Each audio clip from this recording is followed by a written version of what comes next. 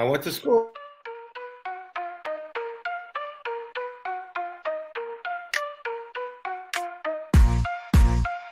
Turn the dial up, turn it loud. Miami's pride, make us proud.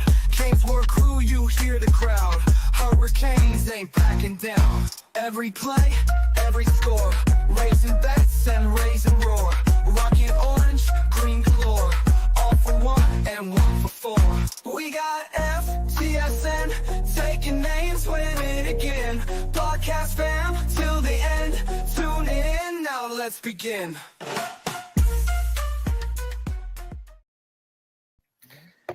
Hello and welcome to the CanesWear Podcast on the FTSN Network.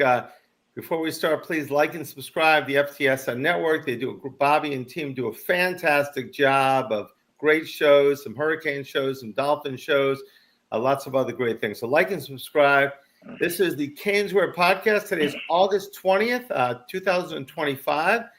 Guys, which makes us 11 days from opening game kickoff. One day from the narrator host's birthday. My birthday is tomorrow. I'll be 31 again. So I'm catching up. So it's exciting days. And people say, "What are you doing with your birthday?" I said, "Just it doesn't really matter anymore." So we're excited to have everybody here. Lots of excitement. We're going to be talking about everything from Carson Beck to everything on the Hurricanes to recruiting for next year to the practices. And, of course, I've got the phenomenal, fantastic, unbelievable, dynamic duo of Mondo and Gio here in the station with us. Welcome, guys. How are we doing tonight? Doing good. Like you said, 11 days away. The excitement is building. You mentioned recruiting, too. Miami's going to have a ton of kids out there for the Notre Dame game. They're still lining up visits as we speak. An official list will be out early next week. You're talking over 50-plus blue-chip kids expected in that building for that game. Yeah, Mondo will be on the field there, too, seeing if we can have a second career. Yes, sir. Happy birthday, Brett.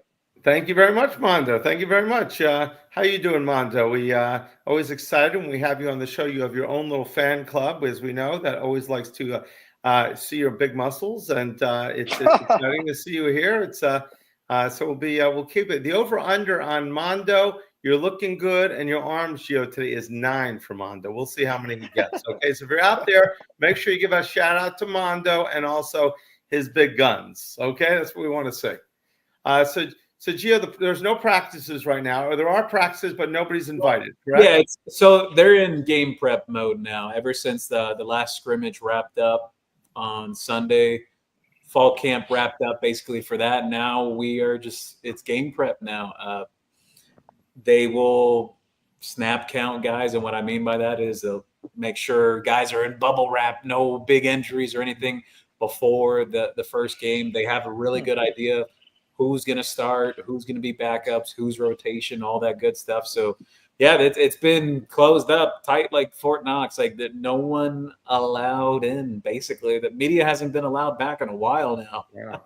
Now, is that normal, or is Mario really going ahead and no, it's pretty normal around this time of the year. Possibly, I'd say maybe end of this week or beginning of next week, we may get some interview spots being allowed for the media and whatnot with some players before the game, but it's about it. It's crunch time now. Yeah. So with everything going on in practice, and now we've got Notre Dame has their starter mentioned in Carr, correct? Lloyd Carr's grandson. I did hear something. Was it Lloyd Carr, or was it the Carr or the other quarterback mentioned that supposedly Tom Curtis was the grandfather of as well? Tom Curtis did the Dolphin Digest. He actually played for the Colts, then played for the Dolphins. I don't know if I heard that rumor or not. I heard it somewhere. So we'll have to look that up. I know we've got a lot of guys out there like Juan Manuel that look up everything. So if you find that out about Tom Curtis, I'm very interested. And remember, guys, on the comments, ask questions. We're going to go ahead and try to get to every single question tonight. And so bring your questions, bring your comments. We're happy to go ahead and answer them. My question is Carson Beck, what's it going to take for him to get some publicity, good publicity? Because it seems like everybody thinks he is probably the worst quarterback in college football history. It's remarkable. And he's what, 25-3, Mono? 25. You think he was 3-25? I'm telling you, you're going to see all the texts and calls and tweets in the second quarter and be like, damn, that Miami quarterback's pretty good. Like some guy they picked up that has never played football before. I don't get it. Yeah, he quote unquote. People keep saying he had a bad year last year. You seen his numbers last year? They were still pretty damn good. It was right? the same as the LSU quarterback. Mondo, let me put it to you this way. I've seen actual tweets that have been found of how Georgia fans talked about Carson Beck when he was there. Oh, yeah. Yeah. It's like night and day. He's like, they're like, oh, no, he's so good, this and that. Like, just praising him. And then now that he's there, oh, you can't imagine how great they're going to be this year without him. Yep. And blah, blah, blah. It's unreal. It's really unreal. You'd think we picked up Shane Falco from the replacements or something. Exactly. The whole team, I think, is going to rally around him. That's the great thing. The bulletin board fodder, all the things they're saying, everybody's ripping Miami. I like it, the fact that I don't think we've said anything yet. I don't think our kids have said anything. So it's exciting. I mean, I just feel like we're going to go out and just give them, punch them hard in the face. Like Mike Tyson said, everybody's got a plan until you hit them in the face. And I think they're just not going to know what hit them. I mean, a lot of people think it's going to be a difficult game. It probably will. I know worried about their running game, their big receivers, but if we can keep our composure, don't turn the ball over, don't make mistakes, I think the Canes are going to win big. That's at least my prediction. It's like I've been saying, whether it was going to be CJ Carr or Kenny Minchie, either of those two kids, I do think there's a chance we may see both because the other kid brings a running element to the game plan for Notre Dame's offense. So to me, doesn't matter. Neither of those guys have any real game experience. I think they only both have like 5 or 6 pass attempts in college games between the two of them. So exactly, it's like you're going into that environment in Hard Rock. Mm-hmm. Unless one of those guys is a future all-timer, like a college football Hall of Famer, like a Jameis Winston or those type that just they come in with their hair on fire first game. I don't see their quarterback. I don't see Emery is the second most the second quarterback with the most experience, isn't he? I mean, he's got much more experience than both of these guys. Yeah, Emory Williams actually has more experience than those two guys combined. Which is kind of crazy. So I'm just so excited. We're 11 days away. It seems like this day it seems like it's been forever. Mario, just everything about the program. I just feel we're going to hit it on all cylinders, and I'm excited. But I was excited against LSU. I was excited against Florida in Orlando. I was excited against Alabama. I told people we're going to destroy Alabama. So don't bet the house on what I'm saying. We're going to kill Notre Dame. All right. I did think we'd kill the Gators last year, so we did that one. I finally got one right. Let's see who we got on the question board. We got, let's see, we've got Zach. Welcome to the show. Happy National Chocolate Pecan Pie Day. All right, who knew? Kane Cat's Heat. What's up, Mondo? Where you at? He's here. 818 Cali Kane. Good to have you. Hassan, great seeing you again. Let's see. Mondo. It's like, I think Mondo gets $1 for every time somebody calls your name. Let's see. Hassan, always good to see you guys. Great seeing you as well. Robert, is there Brett's birthday 20% discount tomorrow? That sounds like a great idea, actually. We may have to talk about something like that. It's, nice try. I like that. Nice try. Mondo, you said we should charge them an extra 20% just so I can actually thank you. Pushing it. Mondo, Brett, and Gio, the three amigos. Will we see Damari Brown and Xavier Lucas on the field at the same time for the Notre Dame game? That is Juan Manuel's first question. Juan Manuel, thank you for bringing it. Okay. So it depends. I believe you'll see Xavier Lucas and OJ Frederick getting the start on the outside, like boundary and field at cornerback. Keontae Scott being your nickel. Damari Brown plays quite a bit of nickel too, as well in this defense. Plays on the outside as well.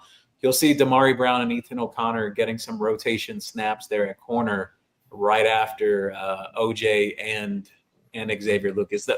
Damari will play. He will play. I know some people have been asking questions because word has gotten out that he's gone to see a specialist about situation and whatnot. He's fine. It's nothing major. He's played through it throughout camp. Just no issues there, at least at this moment. So yeah, let's keep going. Let's keep it rolling. All right, Hassan with always good to see Brett, and Mondo with his guns. Ding, one down for Mondo and his guns. Okay, That's one. Let's see, that's one. What else we got here? It was Hurricane Hotline talked about Tom Curtis being the grandfather, and that's funny because I was just watching a 1971 game with the great announcer for the Dolphins, Rick Weaver. It was on YouTube against the Colts, and I saw Tom Curtis in their secondary, and he later became the guy that started Dolphin Digest, and he continued it for years. So, Anthony Burke, welcome to the show. OJ or Leonard Moore? Who you all taking? Leonard Moore was ridiculously good. Yeah, he was.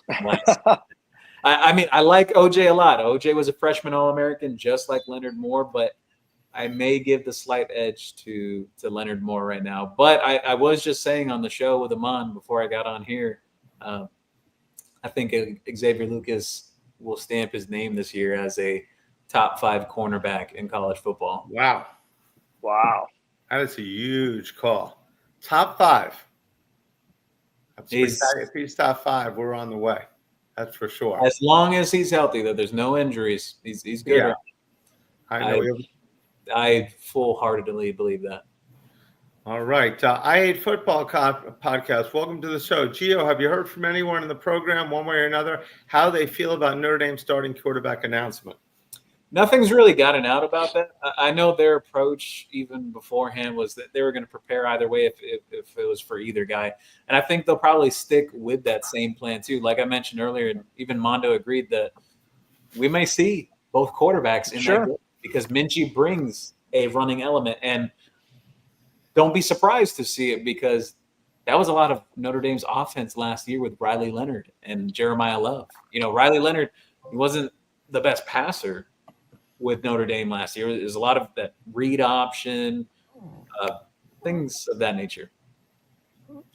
All righty. Yeah, I think we'll see both quarterbacks. So we saw both Gator quarterbacks last year, didn't we? That was I Hate Football podcast that asked that question about the quarterback, correct? Yeah, and I Hate Football podcast was on our show one time. Great job. He's really good. And what's today, Wednesday? I lose track with the kids. But yesterday it was told to me, I don't know, Gio probably hears stuff much more than I do, but I did hear or read yesterday that this staff pretty much feels that Notre Dame is ripe for the pickings. That Miami, it's time to smoke these guys. Like new quarterback, new system, whoever they start, that Miami, they feel that they'll be ready. Let's just put it to you that way. They feel confident. Yeah, they got really confident. They got a new DC as well. You know, Miami's not the only one with a new defensive coordinator coming into this game. Notre Dame as well. I know Notre Dame's defense was really good last year. They got some great returning guys this year too. But the new guy supposedly is really good from everything I've heard. Yeah, he has some NFL experience. He also he spent some time with Urban Meyer at Ohio State as a defensive coordinator as well. So he's very well experienced. He's not green, basically. Mm-hmm. I just think that our crowd, I think in this game, like the last game, I mean, when they're up for a game, this is going to be a Sunday night. I mean, as long as half the place is still able to stay up after a long weekend of partying. There's nobody. Very few people work the next day. It's Labor Day the next day. It's going to be. I saw people tweeting already a little while before jumping on here about what time the tailgate starts. It's going to be a raucous, crazy atmosphere. I don't know. It's going to be loud. And if we can take the lead early, it's going to really be like we did in that last game. Anthony Burke, welcome to the show. Anthony agrees. We're going to beat the brakes off of Notre Dame. All right. That's another one. Juan Manuel, hey, Gio, is Damari Brown okay? Will he play? Yeah. You just covered that one, right? Okay. I Hate Football podcast. Minchie has attempted 4 total passes, 0 for Carr. Is that correct, you believe? Last I checked, because I mentioned that earlier that I think it was only about 5 pass attempts between those two guys in their careers. And we're going to lose to that on a Sunday night.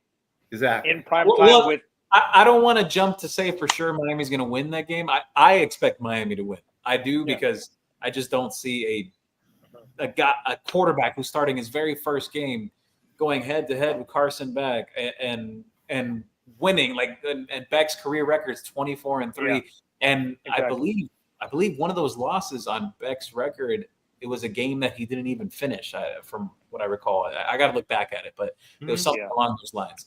So again, Notre Dame's quarterback, I'd be shocked if he's the reason why they win that game. Either Miami gets ran over all night through Jeremiah Love and I don't see that happening. I don't see it happening. I just don't. Or their defense just finds a way to negate Carson Beck and Miami's offense throughout the entire night. That there's just no motion for the offense, and I just don't see that happening. Especially game one. I don't know. Exactly. It's not much on tape. In 1988, I think it was. I think we won 87. I think it was 88 that Craig Erickson. I'm not sure, or we weren't number one because we had a quarterback that hadn't started the season before, and Florida State jumped us even though we were the national champions the year before. It may have been 87, 80s. I don't know what it was exactly, but the bottom line is because the lack of quarterback experience, we weren't even rated number one. We should have been. And we blew them out 31-0. So I'm a little off on. Yeah, that was a Deion Sanders. I think was enough FSU that season. Yeah. I think. But the point is they are ahead of us in the polls. We're playing in Miami. We know they haven't won in Miami since when? I mean, it's been January. Notre Dame has never won in Miami before. They're 0-6 all time. Yeah, so they've never won in Miami, and we've got the crowd. We've got the experienced quarterback. The experienced offensive line, the experience. I mean, we've got so much going for us. I can't believe we're underdogs. I think by the time that game happens, it's going to be close to even, or the Canes could be favored. I just think that spread's going to move. 38-17 Canes. Woo! That's your call. I like it. I'm ready to bump it up myself. I have it 20. I've had it for weeks now. 27-17, but.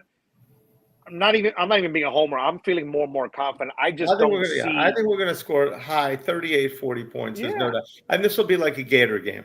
Last year, we won 41-17 last year. Of course, you know what? Let's just win. I don't care what score. I don't care if it's 1 point or 100 points. Let's just win. Question to Gio. Last time we played Notre Dame, we sat next to each other. Where are you sitting and standing for this game if you were on the field? That's Canes. I will be right. I remember that game. That was 8 years ago. Wow. Time flies. That's nuts. Eric, my man, I'll be there right on the sidelines next to the team and the coaches, covering the game from there, taking photography and just anything else I see out there while I'm on the field. But it's going to be quite the experience. I think it may be, at least from the point of view of watching it from the sidelines, it'll be the biggest game that I've seen up close. At perspective wise, as a fan, I've been to really big games before in the past, but media wise, having it right up in front of me, right there on the field, I think this will be the biggest one. Brett, that's called the flex, by the way, if you didn't know. Is that what that is? Okay. He's on the sidelines. He's the flex. Exactly. I'll tell you what, I'll have the best reaction videos. If Miami comes out with a win there, as soon as that clock ticks to 0, I'll have a bunch of them out there because I'm sure they'll be super pumped. All right. Now, as soon as that, if for some reason they get, what are we on? ABC, ESPN? What is this game on? Oh, I got ABC, I think. ABC. I believe so. ABC does interview you. First thing I want to say, if you're thanking, you can thank God, whoever you want to thank, and then say, and by the way, this spot is brought to you by CanesWear, the spot Miami fans shop. Let's see. Blue, Tom Curtis' daughter hooked up with Lloyd Carr. That's why we have equals CJ Carr. Well, there we go. Now we got the scoop. Okay. Juan Manuel, I want to see Leonard Moore versus Ryan Moore matchup jump ball. Oh, wow. All right. That'd be an interesting one. Wow. Question to Gio. What have you heard about the new commit, and what are people saying about him? DeMarcus DeRoche, who committed last night. He camped with Miami back on June 18th. They loved what they saw. They're not sure yet if he's going to be tight end or defensive end. They're still very open on that. He projects to either one of those two. You asked me personally, you put on the tape, I think he may be better on the defensive side, at least right now in his career. Doubles up as a basketball player too. He's averaged his 2 years already of varsity basketball too, by the way. About 10 points. I think it's like 5 or 6 rebounds a game, a block and a half a game too. Competes in track and field as well. The kid's 6'6", 215 pounds right now. He was rated a 4-star recruit just this past week by both recruiting services, Rivals and 247. So they're high on him too. Also chose Miami over Florida State, Florida, and Auburn. Those are some early offers. But the biggest thing, though, Eric, my man, I'm sure you remember this prospect, and this is who this kid reminds me a lot of. Shimon Mateer, who played his last year of high school at Central, but then went to Cincinnati and then was with Arizona State last year on a playoff roster. Their tight end, he was their starting tight end last year. He's had a pretty nice college career. That's who this kid reminds me of. I always thought Shimon Mateer may have possibly been better on the defensive side of the ball. Some guys want to play offense. We'll see what happens with this kid, but they haven't etched it in stone yet which way it's going to go towards. It's kind of figure it out as he goes. He has another 2 years. He spent last year with Boyd Anderson, and his first year of high school, he was playing down in the Keys. It was like in Key West. So he came more up north, playing here in South Florida now. He's now at Cardinal Gibbons, which is a really good program. They've produced some really good players in recent years, and some in particular that stick out. Ahmad Moten, who's going to be a starter defensive tackle on this year's roster. R. Mason Thomas, one of the better pass rushers in the country at Oklahoma this year too. So I think he's in good hands. I know Jason Taylor's super excited about him. Mm-hmm. Coach Cody Woodiel is too. So we'll see who gets their hands on him in the future, though. He's an interesting prospect. All right. Ralph, welcome to the show. Will Hard Rock look like the 2017 game? And is College Game Day broadcasting from our campus? I think it's going to be even crazier. And I'm going to tell you wow, really, Gio? I think it's going to be crazier. Oh. First game, Labor Day weekend, so everyone's coming in from out of town and everything. I think it's going to be crazier than that environment. That's going to be hard. We were 9-0. We were 9-0 right now. We were 8-0 because we hadn't played. There was so much on the line. They were number 2. They were number 2 in the country coming in. I mean, if it replicates that, it'll be phenomenal. If it's crazier, wow. I mean, Notre Dame may not get a playoff. I could just see it right now. No, I'll tell you right now. I was even texting in a chat that Gio may or may not be in, but even with a buddy of mine, that night was probably the top 3 or 4 sporting events I've ever been to. Oh yes, like it was that wild, but yeah. No, that's no. That was I'd say agree. I was I'd say that. I'd say the Nebraska Miami game was definitely the '83 championship was one of the greatest I was ever at as well. But that was phenomenal. There's been so many phenomenal ones, but that was the best one ever. I think that's the best one in Hard Rock. Outside, I hate to say this, but outside of the Marlins winning that World Series at Hard Rock. The Game 7 against the Cleveland Indians was a fantastic event. And of course, the wife just played a joke on me by turning the lights off. So now I got to go inside and turn the lights on. You see how that goes around here? It's crazy. Tell her we can we'll find room for her in the show. There she is. She's actually hearing the show. Hey, Monica. All right, Monica, come on down. His birthday's tomorrow. Brett's birthday's tomorrow. On the CanesWear Podcast. She says happy birthday. You've met her before. She says happy birthday. Yes, we've met Monica. Wonderful young lady. Yes. All right. Thank you very much, Monica. All right. Juan Manuel with a question. How do you feel about CJ Carr? Is it fair for him to set up for failure? He has been hitting 2 years on a Sunday, hot, humid night in Miami. Do you think any of this is going to affect his psyche? Oh, 100%. First collegiate start ever. Has never really thrown much passes in a real game at the college level. Birthday's tomorrow. It's a mixed bag of what to expect. Either is he going to be an all-time? Okay. If the kid goes out there and lights it up, he may be an all-timer. He may be someone that, I know he could become a star. He doesn't, he's got a long way to go. But you asked me personally, the environment, first start ever, and then there's even comments that have come out of Notre Dame's side of things. The kid likes to warm up and prepare aside from his team, not with his team. He does it by himself, has a habit of vomiting even before practice. I'm just saying. But it's not a good thing. A lot of guys vomit because they got to get it out of their system. Is he continue to vomit, or is it just one and done? He's continued. Wow. So this crowd is going to be nothing like he's ever. I mean, this is one of the loudest stadiums there is, especially since. I mean, I think they patterned this after like the Seattle Seahawks, the way they have the corners. Well, and the yes, because during that, like Gio referenced that 2017 game, Kirk Herbstreit was doing the game with Fowler. I think Herbstreit said this is. I think tonight might be the loudest stadium I've ever been in because they keep the way they remodeled it or whatever. It's the way they keep the noise in. So it's going to be awesome. If this guy can't hear, and our defensive ends, if we can just get once, can you imagine Bain and company one extra step on these guys? I mean, as long as they can't run the ball through us over the middle, I think we're gonna be fine. Let's see. Can Carr DVD? Can Carr call DVD for advice? Is that DVD you want to call? Maybe TV. I think he might be talking about DeMarcus Van Dyke. I don't know. I'm not sure.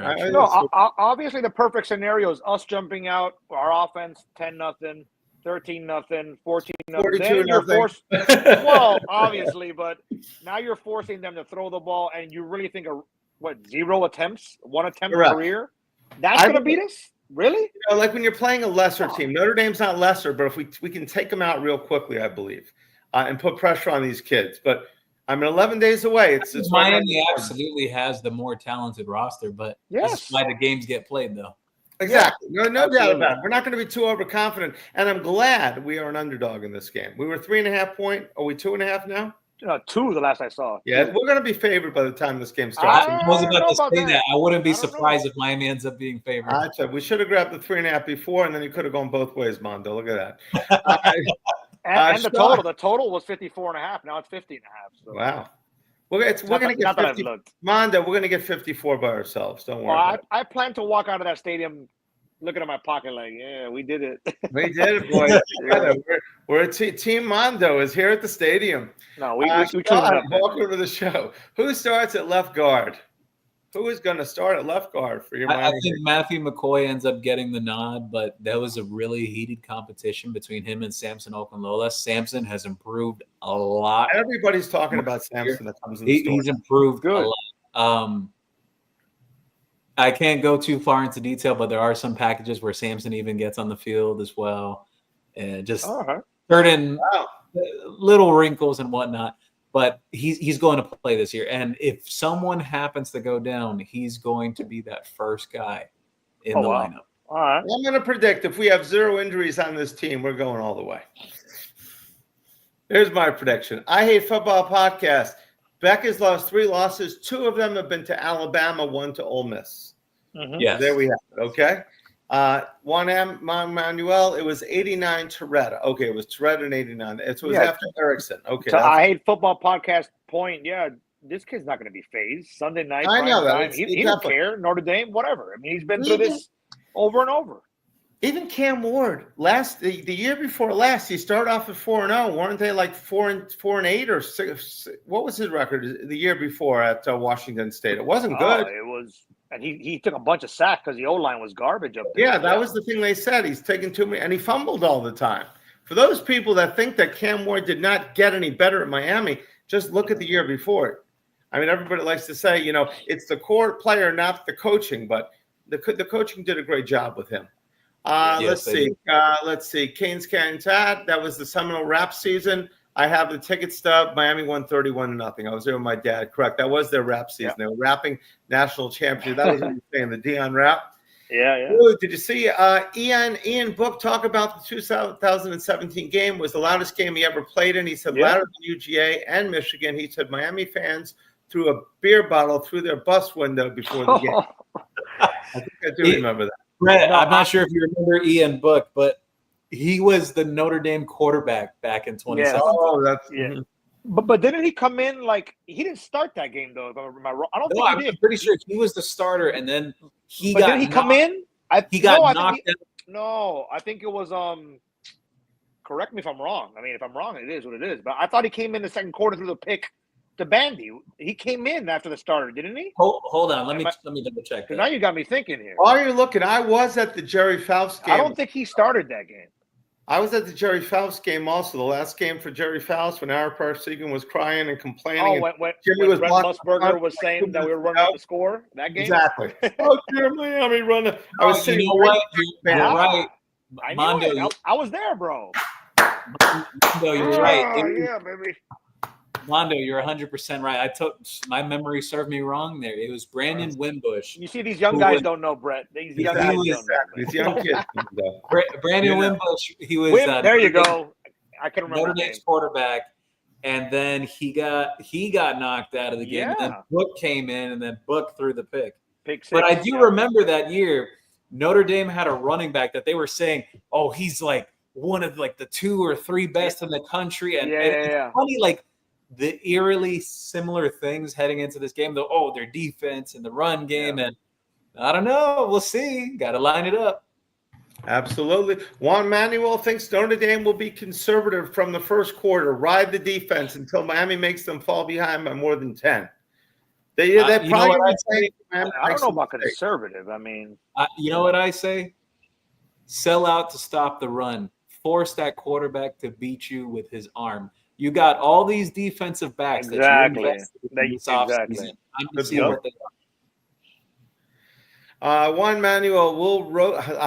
He's got Will Roach. I thought there was a spot on my screen. I'm trying to clean it where that Roach is. I mean, as if I wasn't as hyped enough. Like hearing Gio say that he thinks this environment will be crazy because I was there. That will be crazy. I was think there so for- because it's Labor Day weekend, opening It's game. gonna be crazy.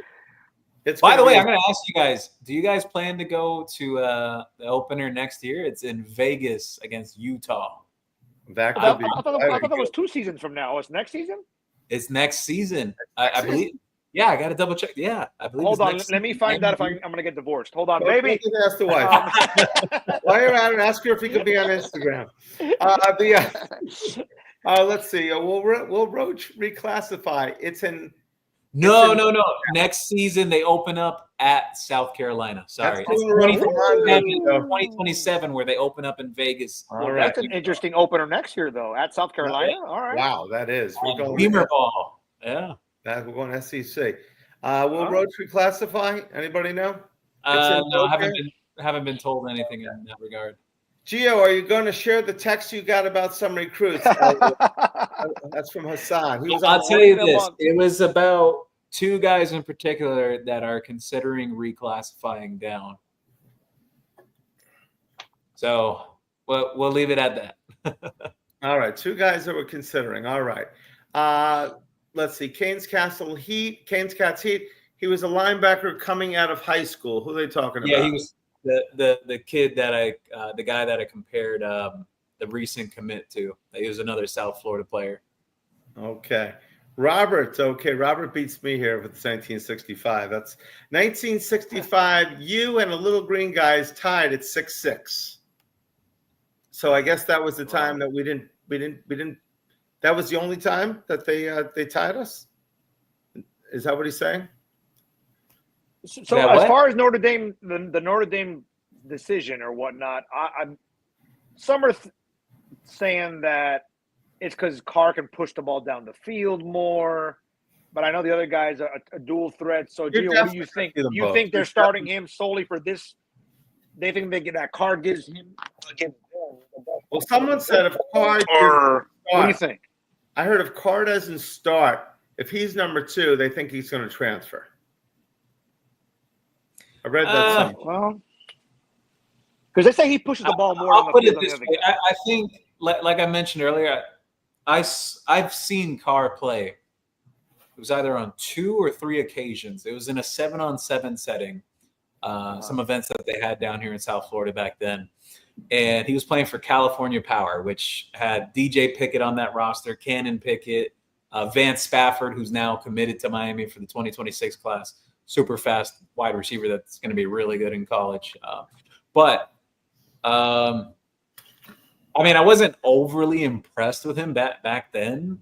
That's just my opinion. But he was going against South Florida athletes, and he will go against South Florida athletes again next weekend. So I do think he brings a more of a plus in terms of the pass game for Notre Dame compared to the other kid. The other kid is more in line of like what they just had with Riley Leonard as like that run capability. Not maybe so much as a power runner like Riley Leonard, but he definitely brings that element. So that's why I say I think we're going to see both of them out there. LA, welcome to the show. Good point here. He said most of Notre Dame defense will be back, including key parts that was injured out on the front line. I think y'all underestimate Notre Dame's defense. I understand that. I do. I just think if we go to the running game a lot, which we are, we're going to wear them down, especially in the heat. It is going to be so humid out there. I mean, some nights are breezy, but other nights you walk outside for 20 minutes and you're soaking wet. 5 minutes. And you're soaking. I think, like I mentioned earlier, a lot of it's game flow. If we go up 10-0, 13-0, 17-0, they're not going to run it 45 times. So that's why it's imperative that our offense does what they should do. Our offense has to pound the ball. Has to pound the ball. And that's it. You want them to have weak legs in the third and fourth quarter. I mean, it's a game. The games are the games are 4 quarters. You need to play it to come down in the fourth quarter. Exactly. Is going to the run more often this year than he did last year. Yeah. All right. Drew Cohen, I think Joshua Moore is going to have a big year, a little Lawrence Cager-esque, 6'4" and can move. Need to see his hands. I like Lawrence Cager, but I hope he's better than Cager. He's got strong hands. Joshua Moore can high point the ball. Vertical threat, too. You wouldn't think so for a guy that's 6'4", 215, but he could really run. I'm so excited to see this. I think he's, at least at this stage of his career, I think he's better than what Lawrence Cager was. He's more explosive. I'll be honest with you on that. He's more explosive, and I think he has more play strength than Cager had, too. Cager was on the frail side. It was very interesting. But he always got open, Cager. He always got open. And if Moore can get open like that with a little more power that he has and more speed, and it could be quite intimidating. How tall? I mean, Cager was 6'4", what, about 200? Yeah, Cager was about 6'4", 6'5". Mm-hmm. All I remember about Cager is when they first got him, he was the most talkative guy on Twitter at that time. He was all over the place, and it's funny when you look back a few years later and you say this guy was such a big talker, and then where did he end up, at Georgia? Yeah, he spent a year at Georgia, then went to the NFL. They converted him to a tight end at one point in the league. Exactly. So no, he did make the lead. It's a lot better than some people can say. He's no longer there, is he? I know he was with the Jets at one point. I'm not sure if he's still around. Yeah. I mean, he did play for Miami. We want to wish them all the success in the world.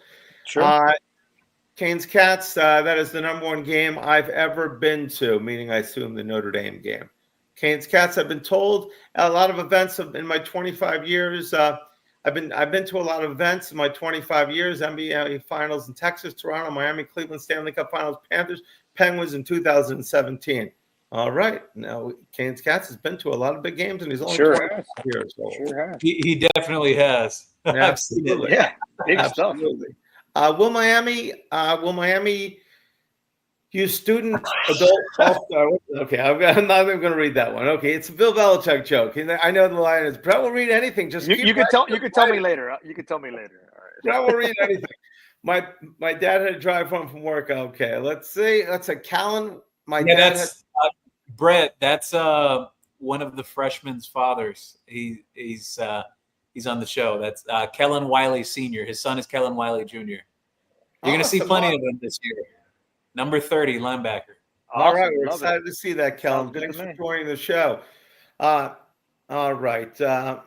Let's see. Quan Manuel is blaming pregnancy on the CJ Carr pregnancy on the vomiting. Quan Manuel, those of you who don't know, is always good for. He's good for the for a lot of great information. He's the number one jokester on the show. He might as well be a host here. He's so much a part of it. We got to get Juan Manuel as a host one time. Just at one time, exactly. The goal of the show originally was maybe 5 minutes with a lot. One day we'll have a show. Everybody gets to be on for 2 to 5 minutes. Well, everybody can be on there. Pop up with. We got enough space, so we're going to try to do that this year. Some really fun things. Drew Cohen is really high on Joshua Moore. That's what we already got that one. Sorry. Proud Cat Dad. I am 100% agreement with this comment. I'm still worried about Mario's game day coaching. We have the talent to win the ACC and make the playoffs, but Mario handling big moments in a game, the jury is still out. I cannot disagree. What do you guys feel? Yeah, I think he has a point. But all right, so I have my arguments about like how it was handled the end of the Syracuse game last year. Georgia Tech, I don't put on him. Like the offense was just sputtering, and I think he has improved in some of those facets. Like with all coaches, I think every single coach in college football right now has their own warts. Like everyone has their issues, like their strengths and their weaknesses and whatnot. If you ask me personally, I think Mario will stack the rooms with more than enough talent that it can overcome those things. Sometimes you just have so much darn talent that it doesn't even matter if there's mistakes or if you did this or that wrong. You can overcome that. Mm-hmm. How do you feel, Mondo? I'm going to change things up. I know the last couple of weeks I've been telling you guys that the bare minimum is making it to Charlotte. It's the playoffs. Wow. Because I barring a significant injury to Carson Beck, because obviously that would change. You could say that about any NFL team, obviously college. Mm-hmm. But in this case, we know the huge drop-off from Carson Beck to whoever we got behind him. So barring a significant multi-game injury to Carson Beck, if you don't make the playoffs with this team, we need to have a serious discussion. Like, seriously. Because this roster is stacked. We're going to have Mario right here, and you're going to talk to him. That's fine. Gio said, hey, I get in those uncomfortable situations at work every day. I'm not ashamed of that. It's awkward, but you squash it and that's it. Like Gio said earlier, he mentioned Lucas, top 5 in the country. If we got that, you got OJ, you got behemoths in the offensive line, you got 2-3 guys in the running backs, you got a 4 or 5 year starter quarterback, the middle linebacker. They're pretty loaded. I'm not saying they're going to win it all, but that's a top 12 roster. Like, I'm a Hurricane fan, but I'm being like legit. That team should be in the playoffs. It's the most talented team. It is. It's the most. Period. I think you can make the argument. Well, the 2005 group was really good. They just kind of crumbled at the end, like that Georgia Tech game that was rescheduled late into the season. I think you can make the argument that this may be the most talented group since the 2005 or 2003 teams. I'm not ready to say 2002 or 2001. That's levels of. And again, great point. Again, 8. We don't leave the state of Florida till November. I got season tickets. We have 8. We never have 8 home games. It's the first time that's happened in 70 years. You don't really. You can laugh. Yeah. That's something Alabama gets every year. It's usually 6 because I'm telling you, I've had them now for a couple of years. When I saw 8, I'm like, damn, we get 8 games. I know. You can laugh about me saying that we don't play GT. We haven't beaten them the last couple of years. We don't play GT. We don't play Clemson conceivably till Charlotte. UNC may or may not be down with Belichick. We don't play them. You play Notre Dame in Florida at Hard Rock Stadium. What am I missing here? Like, I think what comes up is everyone's biggest question, at least when it comes to Mario, is will Miami close November strong? That's the biggest question. If they could do that, they'll be in Charlotte and they'll probably make the playoffs too. But the questions come up like, okay, late season road game against SMU. And by the way, I've been on record saying this. I think SMU was a one-hit wonder. I think they're gonna tank this year. I'm curious to see how they do. I think they were a one-hit wonder, in my opinion. They lost a lot of guys off of that team, and especially I'll give credit to a former Cane, Brashard Smith. He was a huge piece to their offense last year. I don't see anyone on their roster that's going to replicate that again this year. What he was able to do for them, he was great, and we knew he was great here. We always said that he was a running back, but it didn't happen here. He was a receiver. He didn't want to play running back, I thought it was. Yeah, he didn't want to play running back here. And, he went to his next school and they told him, hey, you're going to be a running back. And, that was his last chance. The running was it Clemson when he won like 99 yards, the Emory Williams game. It's just that he was the reason we won. Yeah, he had I think it was like an over 80-something yard run. That was the one where he the defensive back had knocked the ball out as he was crossing the plane, and then Jacoby George comes running in to recover the fumble, and it was a touchdown. Well, I'll ask both of you and the people watching, like, would you agree or disagree? Like, are we not set up perfectly this No, year? I agree I with mean, you. It's the most well-rounded roster since Mario Cristobal has been here. But schedule also talking about team. It is the most talented team from top to bottom in over 20 years. It's year 4. You have to have something to show for it, whether it's the ACC or winning a playoff game or 2. It has to be something. There has to be something. I hate to be repetitive. You got 8 home. 8. That's a massive amount of home games. The most important thing we have 8 of is I don't know if it's exactly 8, but no, it's 8 home games. I got tickets. Trust me. I'm saying is between our offensive line, the 5 guys there, and the 3 guys that play running back. Okay, rotation. That is where we're going to win. I think that we're going to be run for. I think Beck is going to have a great year, but I think that offensive line, if it does what it's supposed to do, and the running backs that we have behind it, if everybody stays relatively healthy, going to be very difficult to beat this team. I still think we're going to see. I still think we're going to see some air raid. Maybe not as heavy as last year. You may see it, but we're going to. If we're running for 6 yards a carry, we're going to be tough to beat. 7 yards a carry. I will say that a game that not many people are talking about, because I was in the crowd last year when we played VT on a Thursday night, and we know how hard fought that game was. Yes, we played Louisville. I think it's October 7th. Friday night, right? Jeff Brom, good offense. Yeah. Sometimes weekday games are sleepy games. Correct. I'm not saying they won't be up for it, but that could be a game where, we should win. But that or I wouldn't look past Louisville. I wouldn't look past Louisville at all. You could say that or the end of season games. The end of season games were terrible. The Pittsburgh game we lost on the road in late November. Oh, at VT. At VT, I think we played. Exactly. Those have been very even Syracuse. It wasn't even in cold weather, and we flat. Well, you guys know that I'm an Eagles guy. I saw Kyle McCord playing in the preseason for the Eagles. That's right. I literally may or may not have pushed my kid in the pool and thrown something on the television because I was like, Kyle McCord, you bastard. Exactly. You know what? Once they're on if you have a favorite team in the NFL, a lot of people don't that are Canes fans. They root for whoever the Canes are on. But if you have a favorite team, the second the guy gets into your team, it's like, okay, he's not so bad. It's like, okay, let bygones be bygones. You know what? Well, it's like I've become like a pseudo Titans fan now. Because I'm definitely over there and everything. Because I've truly Miami. That's always been my college football team since I was a little kid.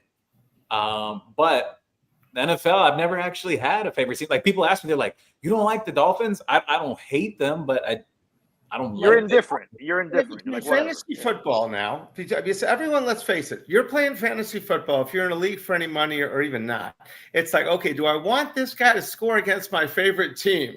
It's like, but okay, it's different now because, actually, this Sunday. It's funny you mentioned that. This Sunday's me and the guys, our 21st year. Wow. Of our draft is this Sunday. We Wow. go to Sports Grill down south, 10 in the morning, a private room. We start eating and drinking. But now, a couple of years ago, there wasn't this betting element. There was betting, but now there's the betting. Now betting has exploded. So now you got the betting on that. You got the parlays. You got last season, there was a game. I'll never forget. It was a Sunday night game. I forgot I don't even remember who it was. I had a running back where if he would have scored, it would have helped my fantasy. It would have hurt my bet. And so it's messy. It's like Jersey. Jersey Shore. I've had some props, Mondo, that are like $5,000 to $10,000 win, and it comes down to like a yard or two. It comes down to like a yard or two, and you look at it, you're like, I'll text Mondo. I just need one more yard. I get those texts, but I don't know what it's like to bet. I don't bet that much. No. I don't bet that much either. Just for the record, okay? It's a lot of teams. All right. This is being recorded. I think one of the last times I placed a sports bet, and I was gonna win something nice from it. Damian Lillard, when he was still on the Trailblazers, he was playing against. I forgot which team they were playing, but I think I mentioned it in the group chat that we're in, actually, Mondo. And I said, "Damn it! What the heck? Why did this guy just chuck up a 3-pointer at the end of the game? He just ruined my bet. I would have won over $1,000 on that." And I'm like, forget this. I don't want to do this. Like, how can you account for what the player is thinking mentally that, I'm just going to chuck up a 3, even though I could have just let the time run out. There was a situation last year where I was watching the game, and not me, but a friend of mine. He had, I couldn't tell you the bet. Barkley took it like he was running in the snow, or it was the playoff game, the Rams, where he took a dive or something like that to that effect. And if he would have ran all the way and scored, this guy, a friend of mine, would have won. The worst thing is when they slide at the 1 yard line. They don't want to score. It's like you want them when the game comes down at the end. But you're right. I mean, I do feel tough. They give you we'll give you a $50 bet for free. It's like, that's going to really help me when I'm. No, I think fantasy's dropped off a little bit. Fantasy's dropped off a little bit because of the betting element. I think betting has just overtaken, and me included. I'm the guy, I'm the commissioner of the league. Like 5, 6, 7, 8 years ago, I was like reading stats in June. Now I looked for the first time 2 days ago. I no lie. I got the 10th pick in a point per reception league. I didn't look till 2 days ago. I did not. I agree. You got the fantasy sports, which is great, and some of these leagues are expensive. Then you've got the prop betting, which is key. You got the DraftKings, which is key. I'm going for 100,000. College football is so much better. It really. I love watching the program. I know some people are like, "Oh, I only watch college on Saturday." I watch everything. But when you look at the crowds and when you go to a tailgate, and I've been to other tailgates in other areas, not just here. It's cool to see, the band. It's just a different vibe. It's a different. It's just different. You got to experience it to know. Oh, there's nothing like it. That's when people, when they say, "I wish we were still in the Orange Bowl." I mean, I love the Orange Bowl. I went to every big game in the Orange Bowl. I grew up there. I mean, I vended. I sold things, and I know you did as well, Mondo. But there was no comparison to the tailgating. I mean, I'm probably 8 blocks away, no blocking. In somebody's house. Yes. I mean, you can't have as good of a time. Yeah. All right. He's still got a show going on. Look at that guy. So, I totally forgot. I thought we were exactly. We got so involved. Wait, Kane Cats Heat. Last drive of the practice, we were driving down the field, red zone time. Mirabal tells Ryan Rodriguez to come in. Samson grabs Ryan and says, "This is my drive, buddy," and shoves him back. Next play. He says next play he does a counter block and runs over a defensive tackle, and Lyle scores. Yeah, I remember when you mentioned that. Oh, I missed that other one. So, no. So, no, it's going to be exciting. I love the competition. You remember what they used to say years ago? They'd say, you know what? The biggest competition was in the practice field, that green tree. So it'd be great to get there again. And Mario remembers those days. Chicago Kane, welcome to the show. Notre Dame environment is a letdown. Old people got mad when people stood up to celebrate a big play. Oh, wow. No, I don't know I know Gio knows, but I've mentioned it in that chat. I was actually a couple of years ago for work in Louisiana. If you've never experienced LSU at night, you have to. It was an LSU-Auburn game. One team was like number 17. They weren't even in the top 10 or anything like that. LSU at night is crazy. Like, I was by myself because I drove like 2 hours from like wherever I was at. Crazy atmosphere. Like, that is college football, like, personified. It was really nuts. No, but I agree with, if you're in a place and everybody stands and people say sit down in front, it's like it's a football game. But it's not good when someone does it at a basketball game, a hockey game, or something like that at times when you're inside, or it's not the same. But where I sit with Jeff, it's like we're standing. It's the first level. We're standing, or if I'm on the field with my customers, it's standing also. So I just love to stand the whole game. It's hard to. Are you going to the game, Brett? I know Gio's going to be next to Mario calling plays, but are you going? He'll be next to Mario. I'll probably be with Jeff. I'll be in the I think we're in like 322 or 324. Okay. Standing. All right, cool. There. So we'll all be there. Awesome. We'll all be there. It'll be exciting. Unfortunately, because I'll actually get there probably a little before the game because. Hopefully the crowd slows down sometime about 7. I don't know. You better get a little early because it's going to be nuts to get there. It will be nuts to get there. No doubt about it. Let's see. Taco, welcome to the show. It was Wimpish, is who he Oh, said. it's Taco. Wimpish. What was it? You said that before, right? Wimbish? Wimbush, the quarterback. Yeah. That was the quarterback. All right. Canes Good call, got Taco. Book threw the pick to Bandy. It was like the first or second throw he made. All right. Yeah. It's like yesterday. Amazing. I can't believe that was 8 years ago. Do you guys believe that was 8 years ago? I went through some photos this week, and I was 40. Well, I just gave away my age. I was 40, man. 40, but yeah, my wife was. Well, she doesn't do that no more, but she was out of town in Texas for work, and I bought a single ticket that morning. I drove down south to like Kendall. I bought it from the guy. I sat in the lower bowl, and usually in the lower sections they're like very I'm quiet. And the game ended. The guy behind me goes like this to me. I'm like, yo, what's up? He's like, are you going to be here next week? I'm like, why? He's like, bro, it's cool to see somebody stand up and actually go crazy and cheer. And I had to go pick up my wife in the airport that night. I'll never forget. Honking the horn. I got my hurricane flags and the cops looking at me like I was some sort of maniac. It was that whole tailgate. I mean, I wish it was crazy. I hope Gio's right. But man, that night was something. That night was really amazing. It was crazy. I think it's if it's bigger or even duplicate. Because game day was there. It was late in the season. There was so much on the line. And it was Notre Dame. We hate Notre Dame. We can't stand them.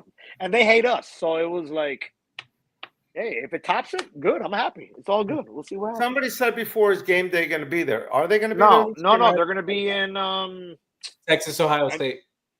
That's going to be Lee Corso's final headgear game. Corso's going to play. That's Saturday, isn't it? No, next Saturday. Next Saturday. So they can come to us for Sunday.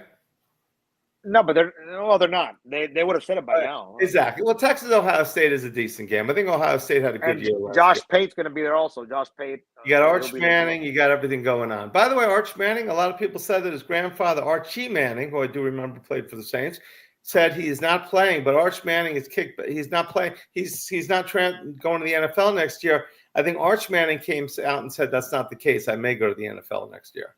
Oh wow! Well, so, not that a lot of people have him winning the Heisman. We'll see. A lot of people have Texas winning it all. A lot of people have Clemson winning it all. Wow! I see the last couple of days. I've seen Clemson mentioned by numerous people. I'm not sold on Cade Klubnik yet. I know you're not. I had this conversation. We both had this conversation. I pointed out, I'm like, look, this game, and then he just had one game against the team with a pulse where he did well. I still have questions about him. In November, they play on a Friday at Louisville. Oh, that's going to be an interesting one. Yeah, circle that game. Notre Dame fans saying it isn't sold out, but their stadium has a lot of wealthy old people that get mad if someone stands up. That's what it was, what he said. But yeah, but we pretty much are sold out. I mean, there's a few tickets here and there. No, I got an email. Like 1,000 tickets remaining. Yeah, I thought it was. I was shocked, but I got an email that said there's only 1,200 season tickets left available. I'm surprised by that. Season tickets, really? I got an email today. Stupid for someone not to get season tickets this year because it's if you can't afford it. Because it's if not, it's a lot more money to go to the other games. Plus, if you want to just miss Notre Dame, you pay for the whole season, or Florida for that matter. A lot of people are selling. A lot of people are selling UF and Notre Dame for that sole reason. Exactly. Yeah. But if you're going to get tickets, you might as well actually go to those games. Yeah. That's what I'm going to say. Let's see. We're still on the Brandon Wimbush. Al Golden recruited very hard. I do remember that. Wimbush started. Book came in after Wimbush threw his second pick, then threw the pick six right after. Robert, with what was the spread of the 2017 game? I think we were like a touchdown, weren't we? No, I don't. No, Notre Dame was like a 4-ish. I want to say 4, 3.5, 4, somewhere in that range. It wasn't 7. No, it wasn't. Well, they were number 2, and we were obviously high too. We were what, number 8 at that time? Number 6 or number 7, something like that. No, they were about I want to say a 3 or 4 point favorite. I remember that. Okay, was that what it was? It wouldn't have been a touchdown on the road against us. No. Suki Montana, welcome to the show. 2017 all over again. We can only hope. Okay, I do believe though. Blue, Notre Dame had the 2 first-round offensive linemen on that team that got drafted that year too. I remember that. 49ers, right? 49ers got one of them. The kid that went to McGlinchey, right? McGlinchey, and then you also had the one that went to the Colts. The interior guy. Yes. forget his name. He was really good though. Juan Manuel, Notre Dame has 2 first-time starters at key positions: right guard Geibert and quarterback CJ Carr, plus the new starter at tight end. Yeah. All right. Well, depth-wise, I think we're as good as anybody this year. This is the most depth we've had, the most size we've had. This is the best players we've had. I agree with it's all about Mario this year. I don't want to see it. Mario 4th down. Should I punt? Should I go for it, or should I kick a field goal? Then he's running down the field. Timeout, timeout. I want him to hopefully be able to get it right and not be. I don't want him to be reactive. I want him to be proactive out there, or have someone help make the decisions. Blue, South Carolina is next year, and then it'll be Utah the next year after that. Correct. But our group here, they are on top of it. Wow, it's South Carolina's rowdy environment to play, especially on opening day. No doubt about it. Suki, what other guy Notre Dame hasn't even made a choice yet? Now, as far as South Carolina, would Sellers be back next year, or he would be conceivably gone to the pros? Quarterback of South Carolina. What year is he? Oh, you're talking about oh my God, what's his name again? It's we're saying next year we play at South Carolina, right? Sellers, yeah. It's hard to say now. He's a red shirt sophomore, but there's been sophomore. some discussion. Okay. There's been some discussion because of like his attributes, like that he could sneak into the draft if he has a big year. We'll see. There's many quarterbacks in the conversation for first round this year. So, yep. Canes, Dolphin Derek joining the show. Thank you. Canes by 21 points. I like that number. Okay, Derek. There you go, Derek. 38-17. Let's go. Okay. I'll take it right now. How mobile is Carr? What's that? New 3844. CJ Carr. How mobile is Carr? He's more a pocket guy. It's not very mobile. Oh, we're gonna light him up. We're gonna light his ass up, man. I think this is the best defense. This could be the best defensive ends group we've ever had, because we've had the most defensive tackles. If you think about all the guys from Russell Maryland to Jerome Brown to Cortez Kennedy, so much. We really haven't had. Now I know we had Jalen Phillips, and we had who's the other guy that plays for Buffalo right now? Russo. Okay, but in all of our great years, we didn't really have that many superstar defensive ends. Yeah, only a few here and there. You had some guys like Kevin Patrick, Rusty Medeiros pre-injury. But really, so this could be the best Danny Stubbs. Daniel Stubbs, yeah. Danny Stubbs is really good. Just signing at the store with Leon Searcy, once great guy. Winston Moss. But I think this could be the best group of defensive ends we've had. Mark that down right now, Mondo. Ooh. Best defensive ends in Canes. That's a mouthful right there, my friend. As a group. Okay. That's a lot. On it right now. Happy birthday, Brett. Thank you very much, Dolphin Derek. Dolphin Derek, wonderful young lad. He's been coming since the warehouse days. Great guy. Let's see. Sean, will Lyle get more carries than Fletcher? No, I think Fletcher will get the most this year, but I do think Lyle ends up with the most yards. That's my opinion. So you think that? So you predicted at one time that Fletcher's going to get twice the carries of Lyle. No, not that many. Okay, so you think that? So Lyle's going to get but I mean Fletcher's a little faster this year. He's smaller, right? He's lost some weight. The best chance of his career. We shall see. I hope they all run for 1,000. Someone the other day told me an interesting comparison of Fletcher and Lyle. He kind of mentioned not that they're as good as them, but running styles and body types. The 2 Detroit Lions running backs. So that was interesting to me. That would be awesome. And then Brown is the third, correct? Yeah, Brown's the third. I'm predicting all 3 are going to get 1,000, and then Pringle's going to get 400. There you go. We're going to run for 500,000 yards this year. Is that a prop? Is that a prop bet, Brett? Is he going to get a prop bet? It's over 500,000 yards in a year. Let's see. Juan Manuel, Is this thing? Do I have any more of these drinks left? Let's see. Act like a professional, damn it. Come on. Damn it, you're right. Is Notre Dame overconfident in Malachi Fields as a deep threat? They're banking on Fields, Greenhouse, and a 6'7" tight end. Fields a great player at 6'4", 228. A sub 4'6" guy, never been a deep threat. And Fields played at Virginia last year, correct? Yes. So is Notre Dame overconfident in their receivers is what he's saying. There's Juan Manuel. I wouldn't say they're overconfident, but I think obviously size-wise, like between the tight end and the receivers, those two starting guys, they're going to try to look for matchups that are favorable. Mm-hmm. Again, you're talking about two receivers that are 6'4" plus, 6'7" tight end, like you mentioned. But here's the thing. Miami's defensive backs, they're bigger than last year. These are not like the 5'10", 5'11" cornerbacks and safeties. Miami's much bigger. Jacoby Thomas, 6'2", over 200-something pounds. Zachariah Poyser, 6'1", 6'2", over 200. Xavier Lucas, 6'2". OJ, 6'1". Damari Brown, 6'2". Ethan O'Connor, 6'1". These guys all have speed and length and athleticism. I understand they're going to try to look for mismatches, but again, I also look from the linebacker perspective. That room has changed from a physical standpoint. They've added body types that are 6'2" to 6'4", 230 to 250 pounds. Gio, we have what? I'd say we're three deep on each side of the ball, the defensive ends, correct? We have about 6 guys. Yeah. Yeah, they're going to have a very solid 6-man rotation How there. much rotation do you think we're going to have? Because while Notre Dame's offensive line is great, it is going to be hot. It is going to be sticky. I mean, how much do you think the heat will wear him down? And are our guys going to be like his Bane, going to be like play 2 out of 3 downs?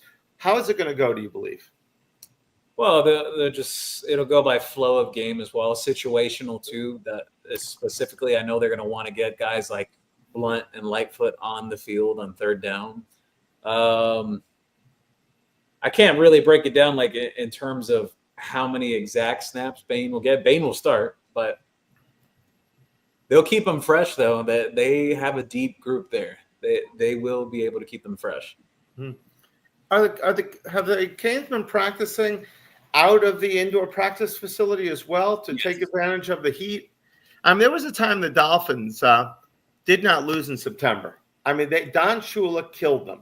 I remember seeing something recently that said, I didn't let them take a break for water. You can't do that nowadays, of course. But they never lost in September. Now, so they're working out in the heat right now as well. That's what I want to make sure. All right, great. Let's see. Robert, didn't Bandy intercept Brooks' first pass? Probably, I think it was the first or the second, I think we're saying, right? Let's see. I look forward to seeing how this defensive unit, the flow of the ball. Lord Bakington, thanks for joining the show. We're all looking forward to From what I've been told, it's like bees swarming to the ball. That's what it's all about, the swarming. What is everybody thinking about Heatherman right now? I want to see it in a game first, but where I will give him credit, he's done it at the Power 4 level. Mm-hmm. It's not like he was at G5 and then came over here. He's done it at the Power 4 level. So I think he definitely deserves a bunch of credit in that aspect. And he gets really creative in terms of certain players that he has for packages and whatnot. Mm-hmm. All right. Kellen, I believe in Mario. He convinced me, and I'm hard to convince. Well, I'm glad to hear that. Obviously, we all love Mario. Mario's done a great job, phenomenal job of putting this team together. He's recruited. He's put everything. He's done all the right things. I think the only concern is people have is sometimes is game day. And not even just most of the game. It's when it comes down to that big play or something like that. And obviously, the Georgia Tech game from a couple of years ago is what hurt his reputation. And it wasn't the first time he's ever did that. He did that when he was at Oregon as well, correct? Yeah. Gio, so that's pretty much his if Mario had never done that, I don't think anybody would be talking about it. Unfortunately, he duplicated that in the Georgia Tech game. For you guys that don't remember, we could have fell on the ball and we didn't. and that was a huge loss, our first loss of the year, right? So why Josh Pate says Clemson versus GT for the ACC championship. Lord Bakington thinks Clemson is overrated. How do you feel about that, Gio?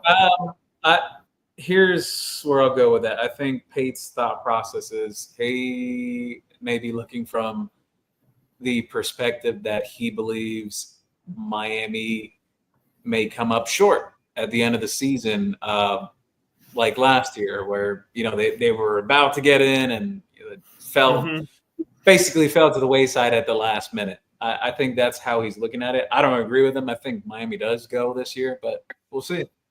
Yeah. Lord Bakington, GT should be happy they're not playing us. I mean, I think so, but I'm very happy we're not playing GT this year. I think GT could be a sleeper team in the ACC. I know they're predicted with Clemson there, but you never know. They're playing well. I could see us playing them instead of Clemson in the ACC championship game. Blue, that's what Mondo was saying. Playoffs and ACC title or bust. I'm for that as well. Taco, still have question marks at receiver to say we were a top 12 team. What do you think about that, Gio? I'm not concerned about receiver. Yeah. So how is JoJo? Is he healthy now? He's out there running again. We'll see what the prognosis is in a week. Well, you're very high on the receivers, correct? Yes. Yes. I know you're very high on CJ Daniels, correct? Buying a lot of stock into CJ Daniels this year. CJ Daniels, and obviously we've got tight ends. We've got multiple tight ends that could play. I think it's very deep. I think our receivers are deep. I mean, I think our offense is going to have zero problems this year. We are going to be much better than the rest of the nation believes we are.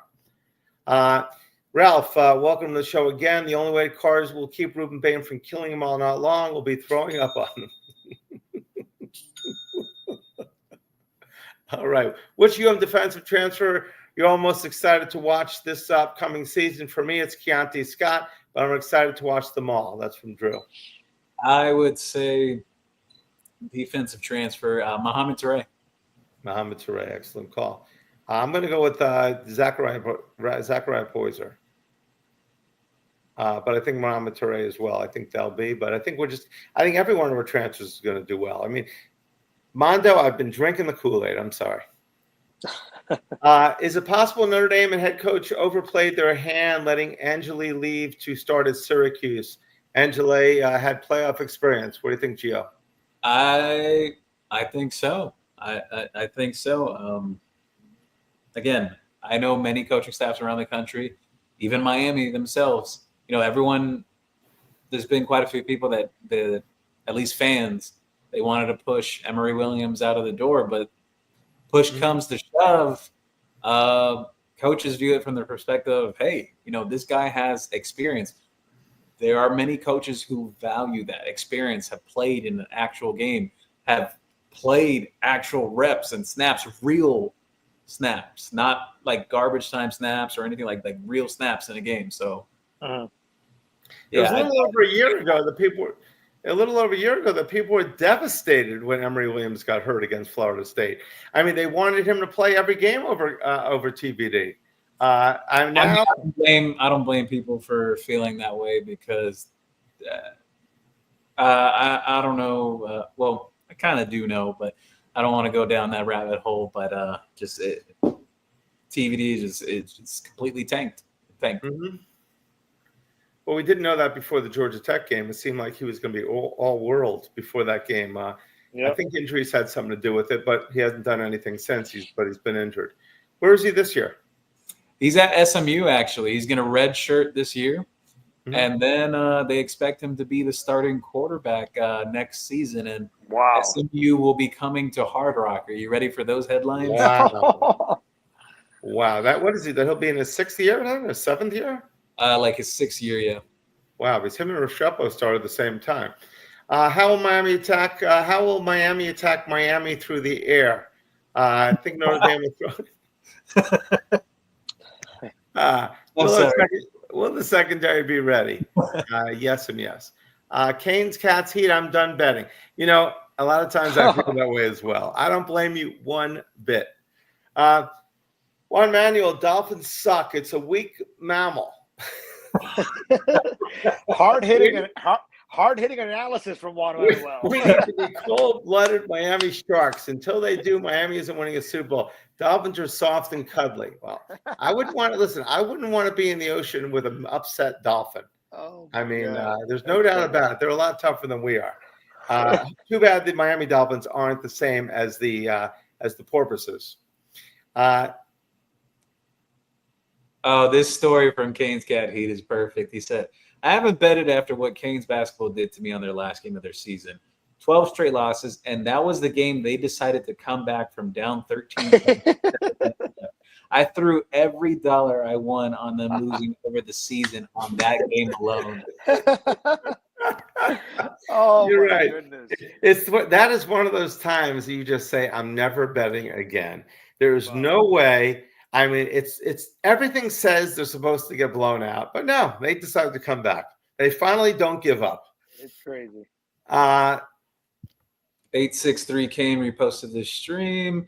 Thank you, 863 Kane. Juan Manuel, will Bill Parcells be distracted by Jason Taylor's joy? Oh my God. What? The comments that Juan Manuel puts. Juan Manuel. DK put Nelson.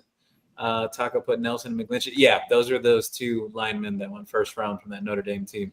Quentin Nelson, Canes Cats. Yes. Quentin Nelson. He was really good. Really Yes, good. he was. Yes, he was. Canes Cat, he said he's the best guard in the NFL. Yep. Question to Brett. Have your sales on orange Miami Hurricanes items gone up after the school announced the orange out? 100%. Great question, Canes Cat. As soon as they announced that, I mean, because everybody was asking every day, what color were we asking? What color were we wearing? What color? Everywhere they were asking. I know the jersey combo for the game. Orange and white, right? Orange over white. But everybody, yes. People are asking for orange. Yeah, we're getting the store ready. I mean, we're obviously selling green and white and black also. But oranges, it definitely has. It helps when they actually say it. This is the first time. It's rare that Mario comes out that early and says what it is. And yes, and you think that everybody owns orange, but thankfully they don't. And thankfully they want something new. But sales have definitely won. I got to call Mario, whoever made that decision, and say thank you. EK, more mobile than Beck. I think he's talking about CJ Carr. That's debatable. I think people sleep on the factor that Carson Beck, when he gets a full steam ahead moving, he can actually get downfield and pick up. I've heard he's as fast as Ward. No, he's actually faster than Ward in a straight line. He's straight. So, but does he have the mobility to? I wouldn't say he's not as agile as Cam was. He's not as agile. Like Dan Marino couldn't run for his life, but nobody was better at like just moving to the left or the right. Guys would go right by him. So you don't have to be fast, but I mean he's a lot more athletic than a Tyler Van Dyke. Yes. Okay, yes. That's good to know. So he's definitely more mobile than Brad Kaya. Yeah. Those RPOs. I mean, can you imagine if Brad Kaya could have just kept one out of those 5 runs, he would have been the nation's leading rusher because nobody was there. You could have RPO and Rick was there. I'm saying, keep the ball. Just hold the ball. There's nobody. It's like Moses parting the Red Sea. Anyway, let's see. What do we got there? Until I see the wide receivers play, I'm not seeing this team complete. Taco is not excited about the wide receivers, but Gio is. So hopefully Taco and you will hopefully be happy about this too, that Gio is right, and this is a great wide receiver group. Michael Parks, Notre Dame's defensive backs are coached really well by Mike Mickens.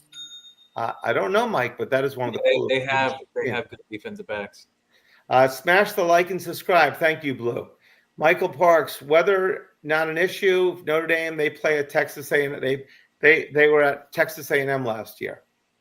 Okay, but I still think it probably won't be. But if Miami's conditioned on the offensive lines and the defensive line as we think they can be, eventually teams wear down. I just heard there's a great video by the Panther coach. What's the Panthers? The Florida Panther coach, Paul Maurice. And it's that video where he drops the F-bomb and he says, "We're up 3-1. I don't want to see any stupid plays. Just keep banging them, because in the third quarter, I want their defense to fall apart." And that was just like, just keep pounding. And hopefully that's the way Mario's philosophy and Heatherman's philosophy. Just keep, I mean, it's a 4-quarter game. I mean, don't, play for the win. I don't care if you win at the end of the game or when you win, just wear them down. It's going to be tough. Humidity, Joe, I agree. Brett keeps putting his hands behind his head. He's trying to match up with Mondo. Seriously, Brett?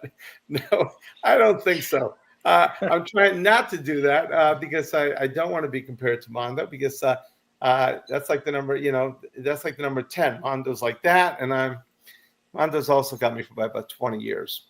Let's see. And Michael Parks, but thank you, Robert, for noticing. Michael Parks, history, no. What else we got? Duck is here, everybody. All right, let's stop the show. Duck, you're late, Duck. You're late, Ducky. I heard Hawk talking about Orange. Yes, Hawk is talking about Orange, and great to have Hawk on board, and he does a great job promoting CanesWear. We love him and the whole group there at QAM. Even the Florida Gator over there with him. Let's see. They stopped making orange cars because they all got crashed into. That's it. I did like those orange cars.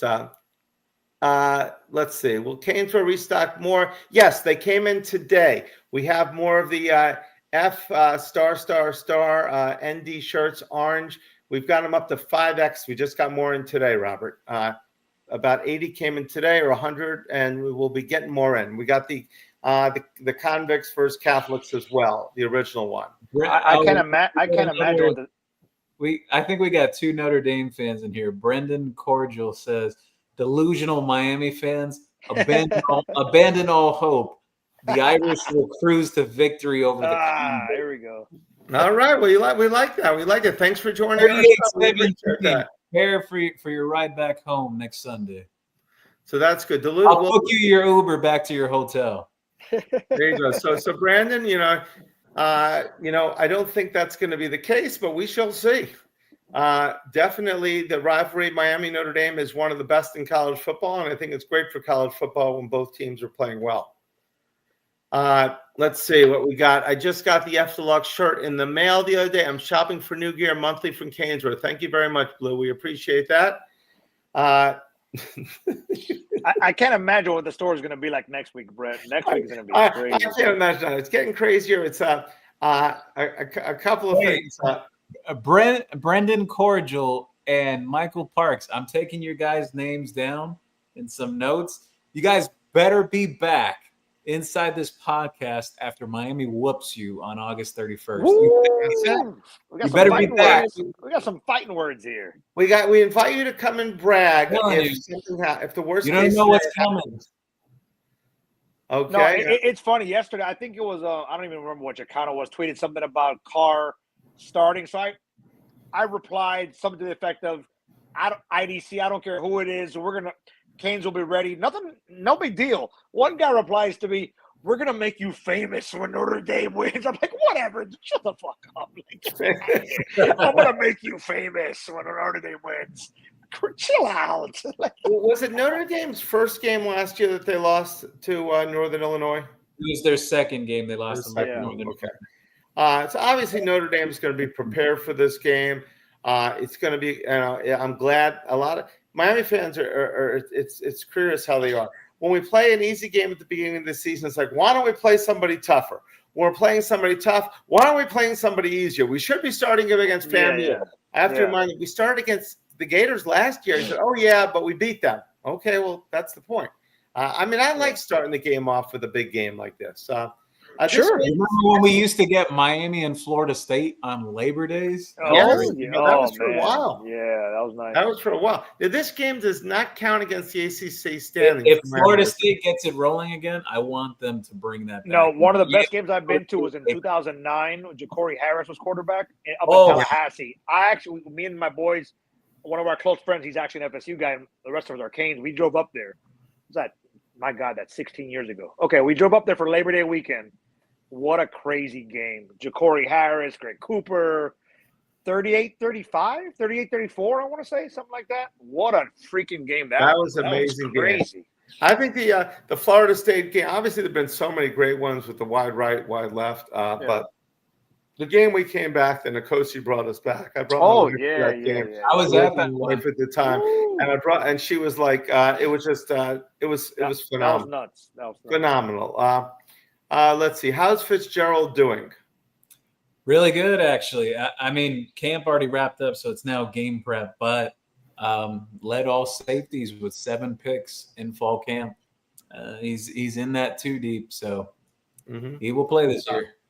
Awesome. Carlos, Crystal's record versus ranked teams is not great. I agree. I just keep on thinking when he was at Oregon, he beat Ohio State. Hopefully it's not like a broken clock, was right twice a day. And hopefully Mario can come up. He did beat the Gators last year. Now, while the Gators didn't turn out that great, they are predicted to be in the playoffs by some this year. And I'd like to think their year went askew because we beat them so bad last year. They were demoralized. They were demoralized, exactly. A statue in the pocket. Birds used Kai as a bathtub. Okay. Let's see. Okay, Darrell Langham game. That's a great one. Canes Cats, great point. The Darrell Langham game. I was at Zinberger and Sawgrass. Man, I missed that place. That was amazing. That Darrell. I literally cried. I was at work because we had a 7-game losing streak. I watched it from work. That game was in Florida State, correct? Yes. Yeah, and when he caught that ball, I mean, we had lost 7 in a row, and we lost the first. I started in CanesWear in 2010. It's 2017, right? Was it? Or 16? 17, I think. 17. That was 17. Yeah, and I started crying. I could not. When he got that touchdown, I could not. I was just like the emotions that we finally won. It's like the monkey was off the back. Yeah, I love Joe Zagacki, but I love him. I know him now that CanesWear and all, but I always thought that he was the reason we were losing. We hadn't won anything since Joe Z came, and then I thought, wait, we're even worse since 2010. Maybe it's me. So we won that game. I was like, wow, it was just such a relief. That Darrell Langham game was amazing. Darrell Langham, he had that catch, probably one of the greatest catches in Miami history. Sure. Did he also make the catch? Well, you have that one. Oh, Georgia Tech. You have that one, and then he followed it up with Georgia Tech the rain, a monsoon coming down. I was in Adidas box for that game, and it went up, and I did not see him catch it. I really thought the ball was incomplete, and then they're like moving. I'm like, what the heck is going on here?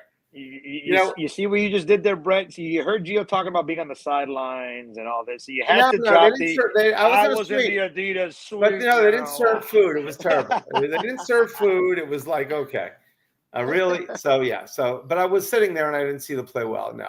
I'm going to go to Gio. No, but to your Mario point, he's flipped the roster right now. It's just time to win. That's it. It's time to win. It's time to win. That may be the new Mondo shirt. It's time. No, I mean, seriously, that's it. I mean, the roster's good enough now. Before, it wasn't. Clearly, it is now. If this was Alabama's roster, if this is Alabama, LSU's, or any of those guys' rosters, they'd be like saying this is the best roster they've ever had. We'll do a John Ruiz callback. The time is now. It is now. Let's see. I missed the Miami FSU on Labor Day games. Blue, good point. That was my first win against FSU as a Canes fan. Interesting. Canes Cats, I guess the Langham game. Because before 2000, we hadn't won in 2009. I think we'd won last. Labor Day game, that was the first year I got season tickets, but I don't have memories of it. I was at the Cosi Perry game. Witnessed a fight on the walkway, people at my seats with face tickets, and saw a crazy comeback to our rivals. It was an amazing day. Oh, that was an amazing day for me, too. I think I've told this story before, but I'll say it briefly again. I took my wife at the time to that game, my first wife, actually, and went to that game and everything. Miami was down big in that first half. She was laughing. I'm like, I brought you to a game and you were laughing, and Miami's playing their rival. Like, I couldn't believe it. So we start making the comeback in the second half. Before the comeback even starts, I get a call from my family. And apparently my oldest brother, he broke his leg roller skating that day. Wow. So it was just a wild day overall. So then they're like, oh, he'll be fine or whatever. Because I was like making sure, like, do I come or not? They said, no, it's fine. It's fine. He'll be there at the hospital and everything when the game's over. I was like, all right, fine. I'll come after. Miami makes the whole comeback and everything.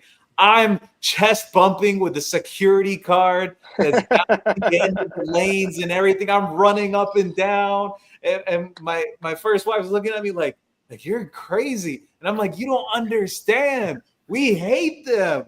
We hate them. We have to win this. Mm-hmm. This is not negotiable. We have to win. So, long story short, we won. Parking lot was crazy to get out of there that night. End up at the hospital almost at midnight, 1 a.m. You see my brother who broke his leg. Just crazy day overall. Crazy day. After that Nicosi Perry game, I went to Virginia to go to the game. My son Matthew was going to Virginia at the time. Yes, he didn't go to Miami. He went to the University of Virginia. But the point is that we laid an egg in that next game. So this Miami team, I don't want that anymore. I don't want any more of we have a great up game and then we have a down game. Hopefully Mario is going to right that ship. I think so. Someone had said, the FSU first wife, where do you got there, Gio? Let's talk about the sadness. The game they blocked the Mike Badgley kick. I was right under the goalpost that game. I was there. Garrett and his buddies were sitting there underneath the thing, and that was the worst. Wait, you were in the same section with us then. I was there with Canes Cats Heat. Oh, really? That was right under the goalpost. I think we were either the first or second row. We were right there. Right there at the beginning. But we thought the kick had gone in, and all we hear is we hear this loud thud like a doof. And we're just looking at each other in silence. We're like, did that just happen? What I thought just happened? Yes. That was crushing. Stacy Coley, by the way, I remember the storylines at the time. They were saying Tavares McFadden, FSU, he's the number one corner in the country. Stacy Coley cooked that kid the entire night. Oh, man. Don't get me started on that. That was hard. Noise, that booming noise when you're that close. It's like it's basically the air going out of your lungs. I couldn't believe it. Canes Cat Heat was sitting right. We were sitting right next to each other. He didn't get out of his seat until 10 minutes after the game. Oh, I believe it. I've had games like that. After it was over, he couldn't believe it. He was in disbelief. That's the way it feels. I mean, that's literally how I felt when we lost the Georgia Tech game as well. Yeah. Where after the touchdown, it was like every bit of air is gone. You cannot move. I remember last year when they were reviewing that almost touchdown of Virginia Tech in the end zone. It was like the worst, 2.5. I know. That was funny. So that God. FSU thing happened right in front of us back in 2016. Mm-hmm. That play where Horton broke up that final pass from Virginia Tech, literally 2 steps away from me in front of that end zone. I'm working there on the field. Happens right in front of me, I think if you look at some of the broadcasts, you can see me. I go no, it's not good. I know. I couldn't believe it. I was on the other side of the field for the Virginia Tech game for that one. I think it was and that was I could not believe it's I was sure that it was over. Our guys were running into the field like we won. Yeah. Then they're showing touch. It's like, It's funny. My wife's little cousin has a picture of me like this. So, it's amazing how we remember those places we were when things happened. So it was a time that I remember not Al Golden, Manny. It was Borregales' first hit, Andy's first. Who does that? We just had Andy, right? Yeah. Yes. His first kick against Virginia was TVD's first ACC game, and we kept falling on the ball, and then it was 20-yard field goal, and he hit the upright, right? And everyone's saying, why? He was really good after that, though. Oh, that was it. It was amazing that did not faze him at all. Yep. I mean, you got to give that kid all the credit in the world. That's why I think he's going to be a great NFL quarterback. Let's see. First wide trio starting to sound like me. and yes, right after the game, she realized how crazy of a sports fan, and she just didn't come back. Sorry, Gio. Let's see. Good evening, gents. Let's go Canes. George, thanks for joining the show. Canes Cats. The Miami FSU game in Hard Rock made me realize the rivalry was real. I remember my dad and my friend's dad protecting us during a fight. Yeah, that's too bad it's just crazy people. You know, you go to watch a game, a sports game. I mean, we're not as crazy as the people out in some places in the country are, but I've never understood. I've been to countless games, and regardless of sport, what? Yeah, you drink. That's what happens. People get hammered. Why are you going to get into a brawl, a football game, a baseball game? Mondo, I was there. Stupid. I was there for 2015 Miami Clemson, the game that got Al Golden fired. Right? Oh shit! Yeah. I swear to you, there was 4 fights that broke out near my section in the hundreds level. I think it was like 132s or 131. 4 fights broke out as the game got worse. Oh, it's crazy. Cane fans were fighting against each other. One guy said, fire this guy. He was like, no. Like he was coming to his defense. Oh my God. It was terrible. I stayed there for the whole thing because I had to see it with my own eyes that this really just happened. 58-0. That's crazy. We were so jam-packed in the store for like the third period on, and people were telling me, Brett, I got thrown out of the game. I had nowhere else to go. But the people, the store was, I thought there was a time in the fourth quarter that we had more people in the store, and we were 2 stores ago. More people in the store than we had in the than were in the stands. It's funny because I don't know if it's funny, but I know I mentioned earlier that Notre Dame game in 2017 was probably top 3, 4, 5 sporting event I've been to. My first year getting season tickets was the COVID year, 2020. Mm-hmm. So then they allowed us to get like a 3-game package. So I ended up making the huge mistake of getting North Carolina home game tickets. So that was a game we lost like 70 to, I don't even know what the hell the score was. So they were selling obviously no alcohol in the stadium. There was like 3 Oh, that was the COVID year. The COVID year. Yes. So it was like watching, remember they're not selling food, alcohol. They're barely letting you within 100 feet of somebody. It was empty. That was another game. I mean, I think North Carolina ran for 5,000. It was like, I'm showing my age here, but Tecmo Bowl, Barry Sanders, Bo Jackson, and they were like left, right. Finally, that is the worst sporting event because you couldn't drink. There was no alcohol. It was a nightmare. I'll give people all the credit in the world that went to those games. I would say the worst ones for me had to have been either Middle Tennessee State or this other one's actually a win for Miami. Don't tell me FIU. You went to the FIU game? Well, no, I didn't go to that one. I was at the FIU game. When Miami played Florida State that year, the COVID year, and we blew them out, right? That was the most anticlimactic Miami Florida State game I've ever been to in my life. Like it was like there was like no juice with it. Like we blew them out, but it was like I thought it was exciting. No, I was there. It was just it kind of felt that way this past season against them.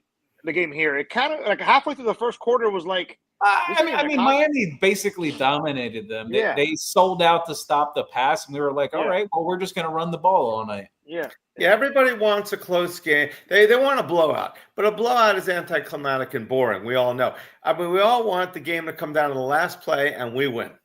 That's what everybody wants, You want that excitement, that energy. You want that like Virginia Tech or the Cal game on the last play of the game.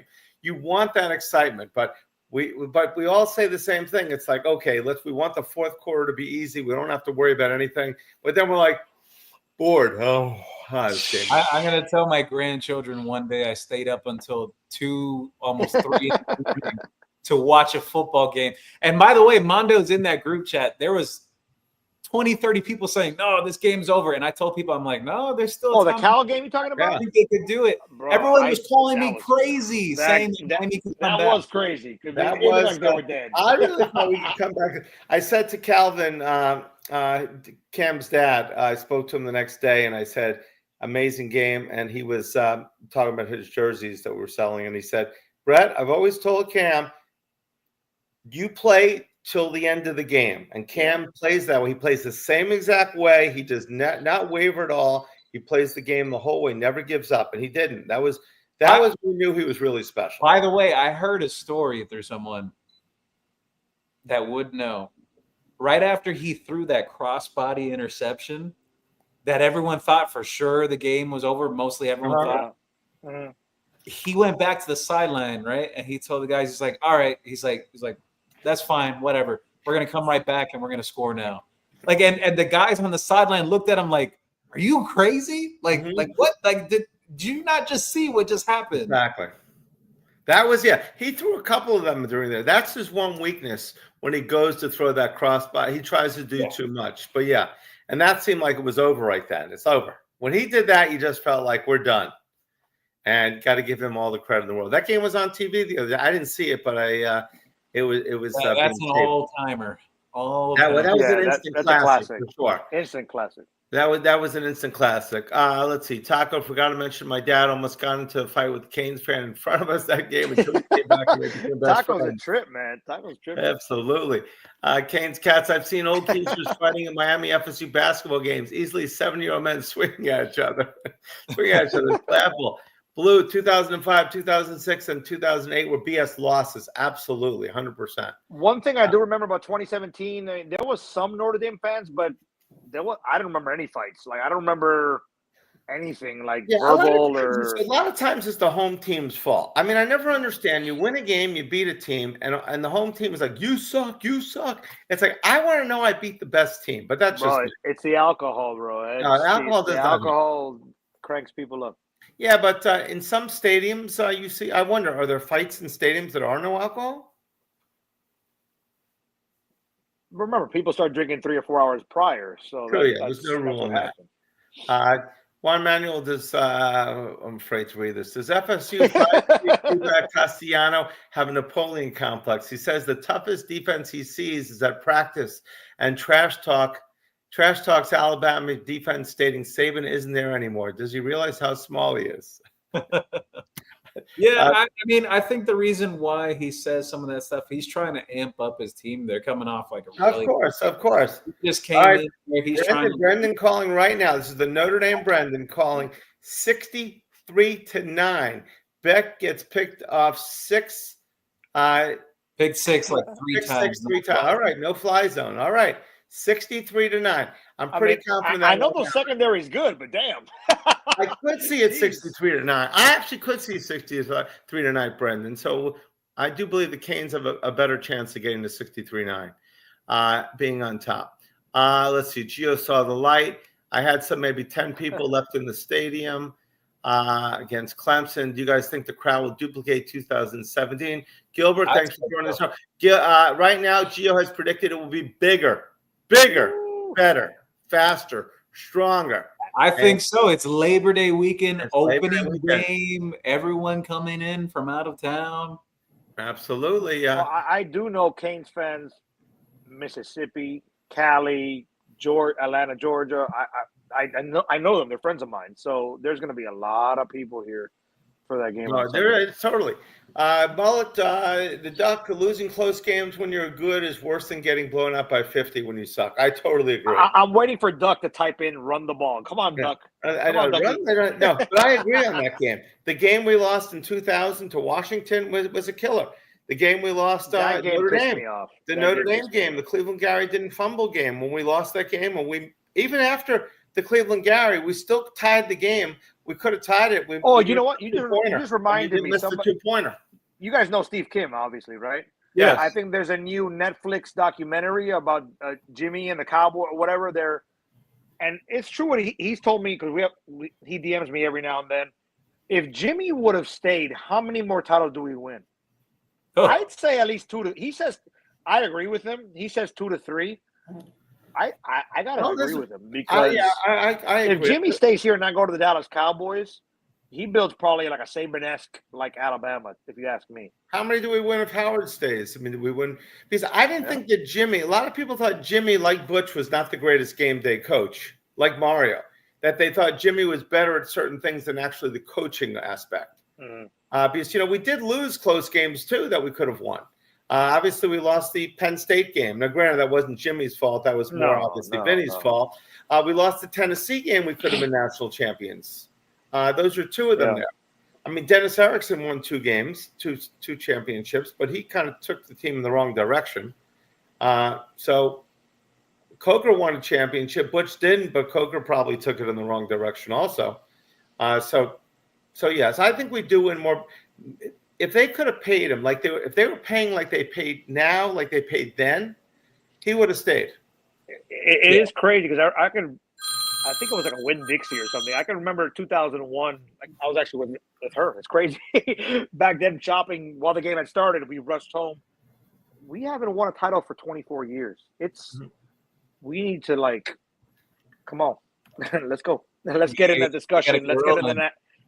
And I know, me and Gio, whoever's watching, or you, Brett, there's guys in their 20s or early 30s that don't know what we experienced. Exactly. And this might sound corny or whatever, but it'd be dope to see the youngins see this because they never lived this shit. It was like the Florida Panthers. They're winning every year now. That's what it was. Like, you would go into every road game and every game knowing that we're going to beat these motherfuckers today. It was like that. Now it's like, oh, well, we might. When you win 58 games in a row, you feel that way. It was like that. It was like 58 games. That's what? That's crazy. That's 10 seasons, 11 seasons, 12 seasons. It's only 7. It's only 7 of this season. We need to. I'm glad I changed my shit tonight. We need to make the playoffs this year. Fuck that. Get the Charlotte stuff. Mondo has now given the approval that we're. I'm sorry for cursing, but it's almost game week. So next week when we do this show, it's game. Actually, it'll be 4 days from kickoff.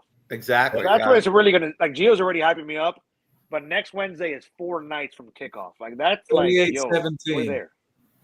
You're 38-17, right?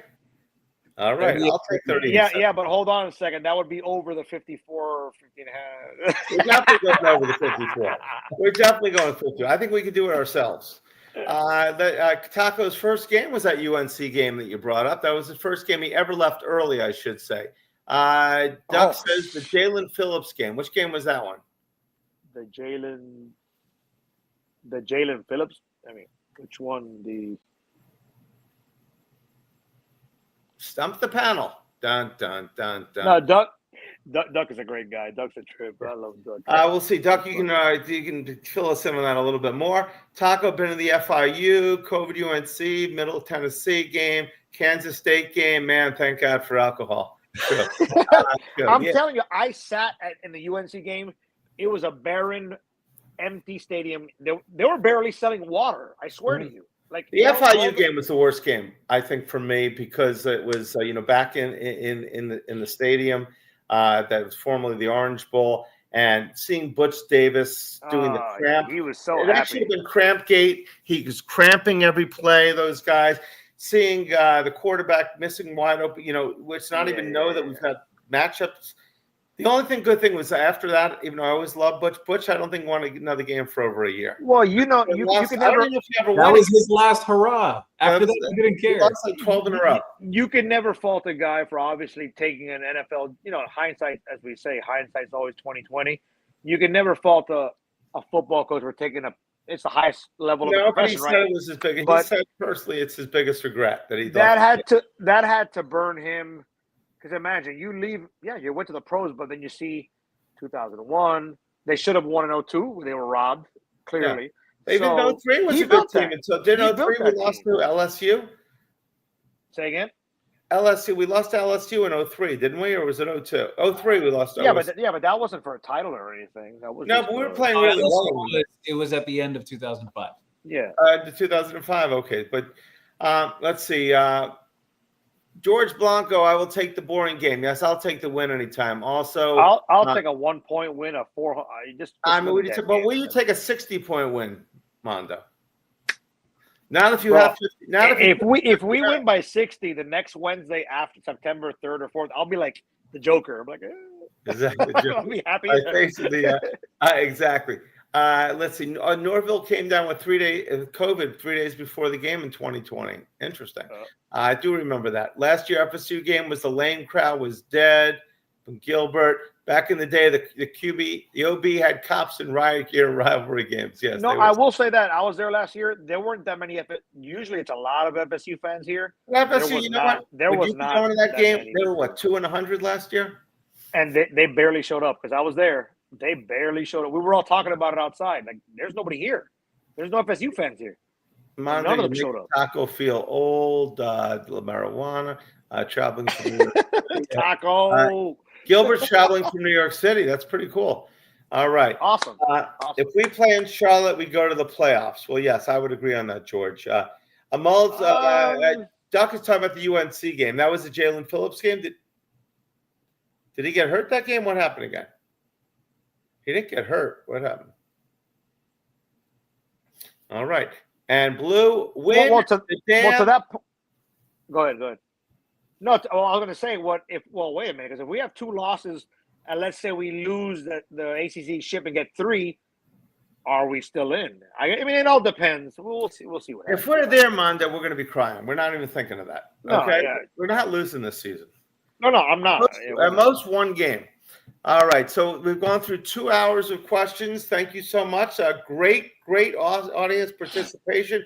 Thank you all. Gio went from one show to another. How long was your first show, Gio? About like an hour 40. An hour 40, and you took a lot of questions? Yeah. All right. So I've been on live almost. We're nearing like 3.5, almost 4 hours. Yeah. Gio's got that stare. Gio the goat. I've been online for like 4 hours. He's got that stare, like he's been studying, like he's been taking his SAT or something like that. So Brett, he went from a professional show with Almond to me and you drinking while doing a podcast. What do you think? Exactly. Professional show. Yeah. Exactly. I'm two-fisted. I was running out of beers. I didn't want to drink.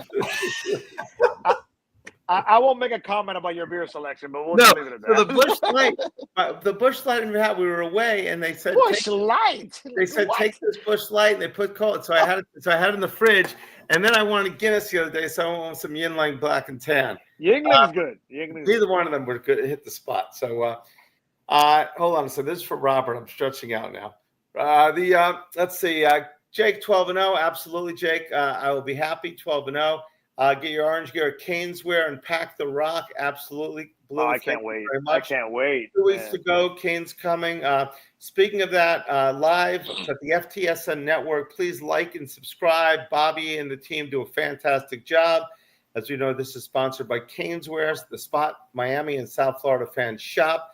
If you're a Panther fan, we have Sergei Bobrovsky, Bobby coming in on September 21st for a signing. And then we just signed Matthew Tkachuk on October 8th. Tickets are available online. So Miami, Notre Dame, Sergei, and Tkachuk. Correct. Not only that. It's going to be a big month at CanesWear. Okay. I think Sergei's the day after the Gators. I'm going to call my agent. He going to call you. And we gonna talk about something. Like,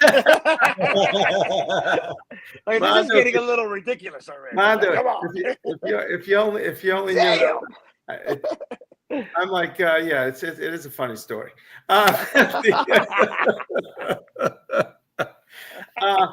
else do we got here? So, but anyway, orange is the new black for the Kansas game. It's an orange out. Come on in, CJ. We got lots of things in the store. Let's see. Robert, one last thing. Can I get an honest final score for Miami Notre Dame from each of you? All right. Let's see. What do you got, Mondo? Well, I've been saying for 2 to 3 weeks, 27-17, but I said I would bump it up. So I'm going to say, I'll say 31. I know Gio's got 38-17. I'll say 31-17. I'll go that route. Mm-hmm. Gio's got, I'm going 48-21. Woo! 69 total. Yeah. I'll stick with it. 38-17. Yes, I like the 38-17, but I just didn't want to. I needed to be out of the 38. 38-7. Wow. I'll take any of those. Okay. And of course, we got 63-9 from the Notre Dame fan. Brandon. I don't want to laugh too hard because you never. So anything can happen. So, Mondo, where can they find you? Well, here, right?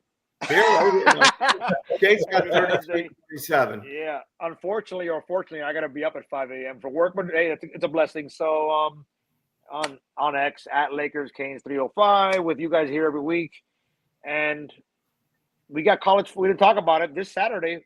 It's official, real, live college football game. You got I didn't realize till last night the game's in Ireland. You got K-State and Iowa State.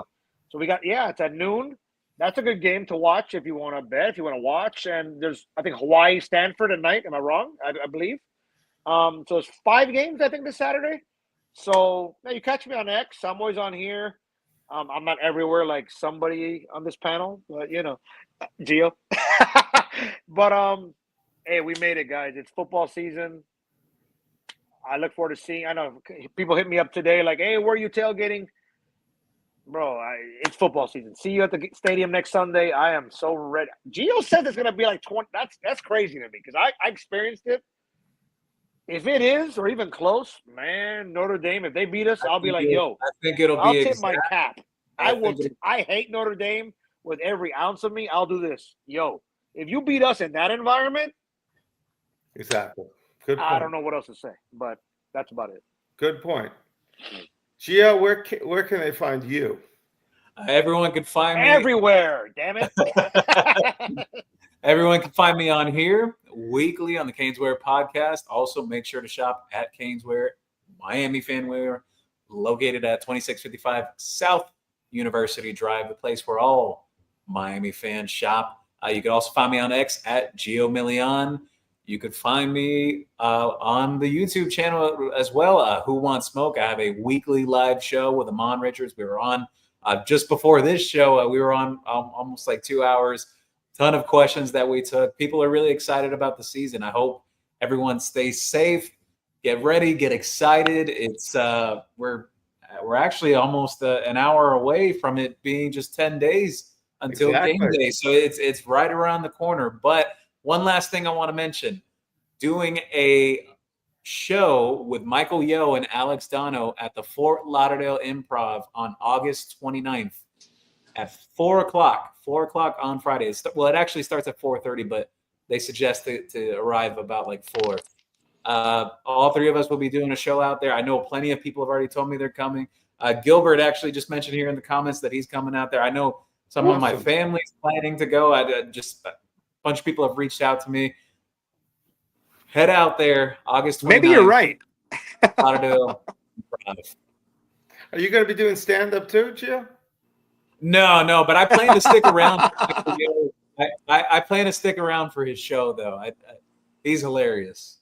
Well, is that the 29th or the 30th, Gio? I missed it. I'm sorry. That's the 29th. So it's that 29th. Friday. They suggest to arrive at 4. It's the Fort Lauderdale Improv. It's like Dania, and then that'll go for about an hour and a half. So it's like from 4:35.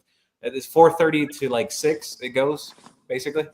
Yeah, no, everybody out there, definitely check it out. I would love to go, but it's my mother-in-law's birthday, so if I don't go to the dinner, I'll be dead. So unfortunately, I won't be able to make it. I'll be working in the store late. So I would love to go too, but it'll be crazy Friday, Saturday, and Sunday. I can imagine. Sure. So it'll be a zoo. So like I said, CanesWear, Miami Fanwear, the spot, South Florida fan shop. Stop by.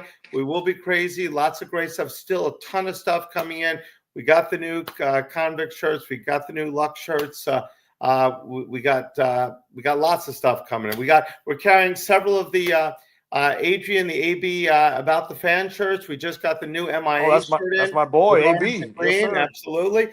We just got the 305 shirts back in stock. We've got the helmet shirt coming. We're gonna have about 5 or 6 shirts coming in this year. We're also starting to carry the old Dun Nation shirts. If anyone remembers those, James. We got the Abraham Lincoln shirt that just came in. We got all the swag shirts. So we have a lot of custom shirts that are going to be awesome. You can only get at CanesWear.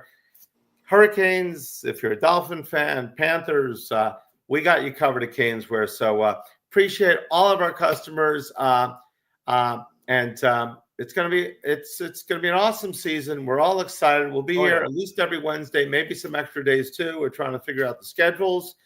And that's about all I got right now. Like and subscribe to FTSN. Last words, or we're good? No, thanks for all the questions and comments and everybody that chimed in. Appreciate it. Thank you. Absolutely. Go Canes. Go Canes. Go Canes, baby.